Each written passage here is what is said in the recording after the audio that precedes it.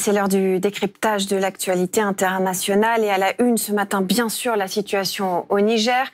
Avec cette citation ce matin, une intervention militaire au Niger serait une menace directe pour l'Algérie. Ce sont les mots du président algérien Abdelmadjid Tebboune. Alger qui condamne bien sûr le putsch contre le président Mohamed Bazoum. Je dis ici avec beaucoup de clarté que la France condamne absolument, avec la plus grande fermeté, ce coup d'État militaire contre un dirigeant démocratiquement élu, courageux, et qui fait pour son pays les réformes et les investissements dont il a besoin. Comme vous le constatez, c'est le peuple nigérien qui est sorti pour manifester son mécontentement contre une politique qui a duré 12 ans. 12 ans, pendant 12 ans de régime, le quotidien des Nigériens n'a pas changé. Par conséquent, les Nigériens ont appelé à sortir massivement et de bouter dehors cette politique. Nous sommes également sortis pour dire à ce petit Macron de la France que le Niger nous appartient. C'est à nous de faire ce que nous voulons du Niger, ce que nous voulons, nous traitons avec qui nous voulons et comme nous voulons.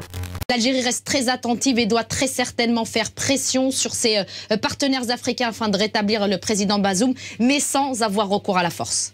Il faut noter aussi que l'Algérie rejette toute intervention militaire au Niger, car cela risque d'entraver ses activités économiques et pétrolières dans le pays. La compagnie nationale des hydrocarbures, la Sonatrach, possède un important contrat de partage de production à Kafra, à la frontière entre les deux États.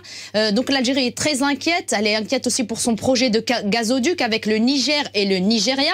Le gazoduc qu'on appelle le transsaharien, c'est un gazoduc estimé à 13 milliards de dollars et destiné à exporter du gaz naturel vers l'Europe en passant par le Niger. Voilà, donc pour toutes ces raisons et à quelques heures de la fin de cet ultimatum que vous venez d'en parler, eh bien l'Algérie reste très attentive et doit très certainement faire pression sur ses partenaires africains afin de rétablir le président Bazoum, mais sans avoir recours à la force.